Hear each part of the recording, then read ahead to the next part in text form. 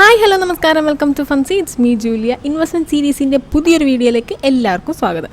ഇന്ന് നമ്മൾ നോക്കുന്നത് ഒരു ഇൻവെസ്റ്റ്മെൻറ്റ് സ്ട്രാറ്റജിയാണ്, 40 to fall ഇൻവെസ്റ്റ്മെൻറ്റ് സ്ട്രാറ്റജി. വീഡിയോയിലേക്ക് പോകുന്നതിന് മുമ്പായിട്ട് ഇൻവെസ്റ്റ്മെൻറ്റ് സീരീസിൻ്റെ പാർട്ട് 1ഉം 2ഉം കാണാത്തവരെ നിങ്ങളെങ്കിൽ എത്രയും പെട്ടെന്ന് പോയി കാണുക. ഡിസ്ക്രിപ്ഷൻ ബോക്സിൽ ഞാൻ ഇതിൻ്റെ ലിങ്ക് കൊടുത്തിട്ടുണ്ടായിരിക്കും, കയറി ചെക്ക് ചെയ്യുക. ഓക്കെ, അപ്പോൾ എല്ലാവരും ഇൻവെസ്റ്റ് ചെയ്യുന്നവരായിരിക്കുമല്ലോ. കൂടുതൽ ആളുകളും ഇൻവെസ്റ്റ് ചെയ്യുന്നത് അവരുടെ കയ്യിലുള്ള മുഴുവൻ പണവും ഒരു അസറ്റിലേക്ക് മാത്രം ഒരുമിച്ചിട്ടായിരിക്കും അല്ലേ. പക്ഷേ അങ്ങനെ ചെയ്യുമ്പോൾ പെട്ടെന്ന് മാർക്കറ്റ് ഒന്ന് ഇടിഞ്ഞാൽ പിന്നെ നിങ്ങൾ പാനിക്കാവും.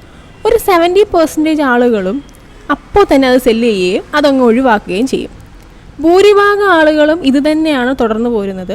അങ്ങനെയുള്ളവർക്ക് ഒരു നല്ല ഇൻവെസ്റ്റ്മെൻറ്റ് സ്ട്രാറ്റജിയാണ് ഞാനിവിടെ പരിചയപ്പെടുത്തുന്നത്.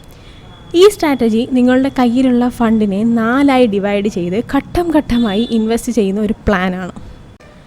ഇപ്പോൾ നിങ്ങളുടെ കയ്യിൽ ഒരു 10,000 രൂപ ഉണ്ടെന്ന് കരുതുക. അതിനെ 4ആയിട്ട് ഡിവൈഡ് ചെയ്യണം. ആദ്യം അതിൻ്റെ 40%, പിന്നീട് 30%, പിന്നീട് 20%, അതേപോലെ തന്നെ അവസാനമായിട്ട് 10% എന്ന രീതിയിൽ വേണം ഇൻവെസ്റ്റ് ചെയ്യാൻ. പ്രത്യേക ഒരു കാര്യം ശ്രദ്ധിക്കേണ്ടത്, ടോപ്പ് ക്രിപ്റ്റോ കറൻസികളിൽ വേണം ഈ രീതിയിൽ ഇൻവെസ്റ്റ് ചെയ്യേണ്ടത്.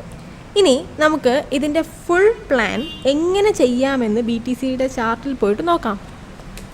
ഓക്കെ, ഇപ്പോൾ നമ്മളിവിടെ BTCയുടെ ചാർട്ട് എടുത്തിട്ടുണ്ട്.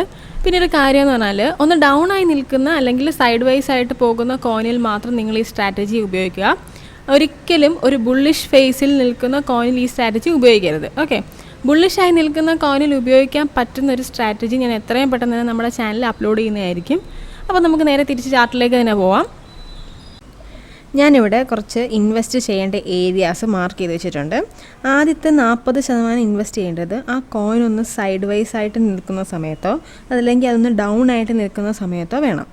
ഇവിടെ ഞാൻ BTCയുടെ 1 day ചാർട്ടാണ് എടുത്തിരിക്കുന്നത്. 63,000 തൊട്ട് 66,000 വരെയുള്ള ആ ഒരു ഏരിയ ഉണ്ടോ, അവിടെയാണ് ഞാൻ ഫസ്റ്റ് ഇൻവെസ്റ്റ്മെൻറ്റ് ചെയ്യാനായിട്ട് ഉദ്ദേശിക്കുന്നത്. ഇനി അടുത്ത 30% ഇൻവെസ്റ്റ് ചെയ്യേണ്ടത് റീസെൻ്റ്ലി ക്രിയേറ്റ് ചെയ്ത് സ്വിംഗ് ലോയുടെ താഴെയായിട്ടായിരിക്കണം.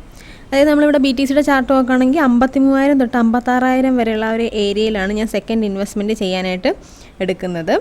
ഇനി നെക്സ്റ്റ് 20% എന്ന് പറയുന്നത് ഇതിന് മുമ്പ് മാർക്കറ്റ് ഒന്ന് സൈഡ് വൈസ് ആയിട്ട് നിന്ന ഒരു ഏരിയ ഉണ്ടാവും. ആ ഒരു ഏരിയയിലാണ് നെക്സ്റ്റ് 20% ഞാൻ ഇൻവെസ്റ്റ് ചെയ്യാൻ ഉദ്ദേശിക്കുന്നത്. അപ്പോൾ ഇവിടെ 42,000 തൊട്ട് 45,000 വരെയുള്ള ഒരു ഏരിയയിലാണ് ഞാൻ എടുക്കാനായിട്ട് ഉദ്ദേശിക്കുന്നത്.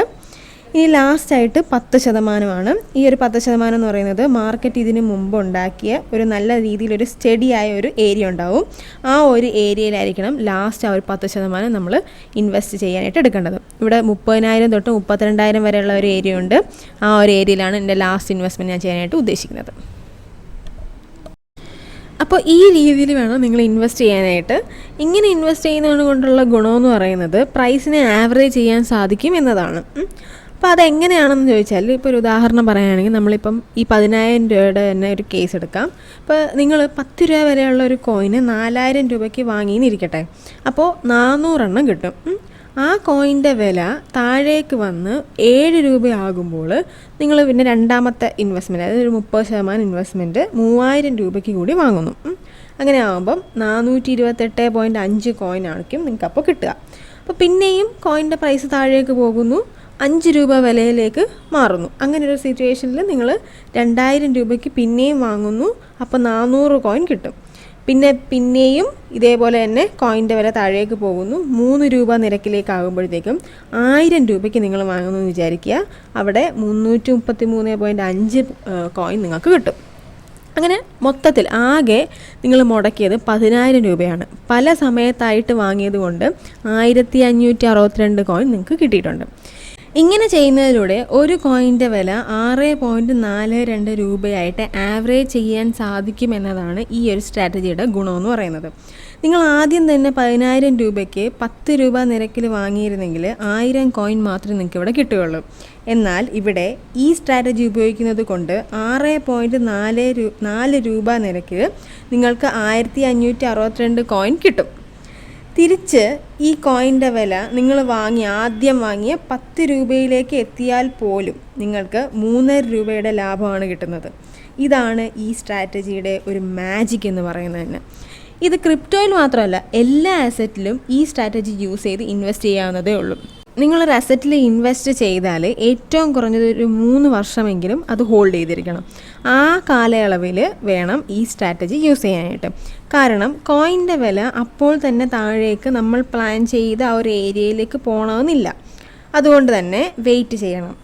അതല്ല അതിൻ്റെ വില താഴെ വന്നില്ല, മുകളിലേക്ക് തന്നെയാണ് പോകുന്നതെങ്കിൽ നിങ്ങൾക്ക് ആ ഒരു 40% ലാഭം കിട്ടിയേക്കും.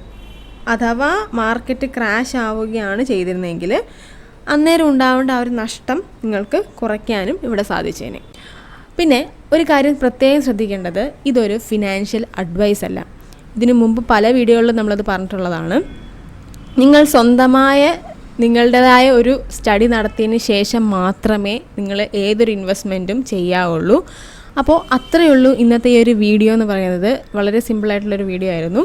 അപ്പോൾ വീഡിയോ ഇഷ്ടപ്പെട്ടാൽ ലൈക്ക് ചെയ്യുക, ഷെയർ ചെയ്യുക, സബ്സ്ക്രൈബ് ചെയ്യുക. അടുത്ത നല്ലൊരു വീഡിയോ വരെ ബൈ ഗൈസ്.